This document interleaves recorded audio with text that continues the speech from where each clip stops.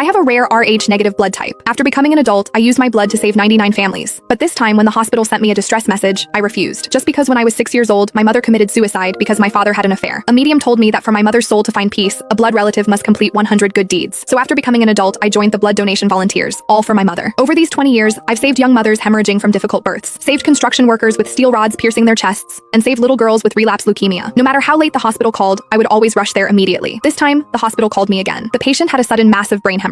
In this city, I was the only one who could provide Rh-negative blood. I looked at the patient information the hospital sent to my phone. Even though we hadn't seen each other in years, I still recognized the familiar features in the photo. My chest felt suffocated and painful. I suddenly remembered the image of my mother dying with her eyes open. Taking a breath, I pressed reply to the message. Find someone else, I'm not feeling well. Less than half a minute after I sent the message, my phone rang. The caller ID showed it was the director of the blood department at City Central Hospital. I pressed the answer button and put it on speakerphone. Miss Antoine, please, I'm begging you. The patient really can't wait. The director's voice on the other end was extremely anxious. That child is only 6 years old. The brain hemorrhage is very serious. Surgery must be performed within 8 hours. We've checked all the blood banks in the city. Only your Rh-negative blood can save a life. I stared at my mother's photo on the table. My tone was calm, without any emotion. Director, I told you I'm not feeling well. If you're not feeling well, we can send a private car to pick you up. We can give you a comprehensive examination first. Miss Antoine, this is a human life. You're the most caring volunteer in our state. You can't just watch someone die. I laughed coldly. Being a volunteer means I have the right to refuse at any time. I don't owe you anything, and I certainly don't owe that child anything. After saying this, I hung up directly and pressed the power button. The room instantly became quiet. I looked at my mother's gentle face in the photo, my fingers clenched tightly into fists. Just one more good deed, and my mother could find peace. But this 100th good deed, I would absolutely never do for my enemy's son. But I was thinking too simply. Less than 10 minutes later, my backup work phone suddenly lit up. Only a few important clients and the community manager knew this phone number. I looked at the unknown number on the screen and pressed answer. Is this Miss Antoine? The male voice on the other end was extremely anxious and accusatory. I'm a reporter from the state TV station. The entire internet is looking for you right now. The 6-year-old boy with brain hemorrhage at City Central Hospital. Why won't you save him? Do you know your behavior is equivalent to murder? I gripped my phone tightly, my eyes completely cold. Murder? By your logic, that child's biological parents murdered someone 20 years ago. Why don't you investigate that? I hung up directly and blocked the number. I opened my tablet next to me and clicked on the local news live stream. On the screen was the scene outside the emergency room at City Central Hospital. A well-dressed woman was kneeling on the floor outside the emergency room door, crying hysterically. Please everyone, help me. Help me find that volunteer. As long as she's willing to donate blood to save my son, I'll kowtow to her. I stared at that face on the screen. Even if she turned to ash, I would recognize her. Garcia. In the footage, a middle-aged man in a suit walked into frame. He bent down to help Garcia up, facing the reporter's camera with a face full of indignation. I don't understand what this volunteer is thinking. The hospital said she's donated blood for free 99 times, so why won't she save my son? If it's about money, I can give her 1 million, 10 million. Gabriel spoke through gritted teeth to the camera. A 6-year-old child is lying inside waiting for his life to be saved. How can she be so selfish? I hope all the netizens can help me find this person. I want to ask her to her face if her conscience has been eaten by dogs. The comments in the live stream instantly exploded. This volunteer is disgusting. The 99 times must be fake data. When it comes to the real thing, she shrinks back. Dox her. Force her to donate blood. Right. We can't let this cold-blooded animal get away with this. I watched the screen full of vicious cursing, a cold smile appearing at the corner of my mouth. I'm selfish? I'm cold-blooded? For my mother's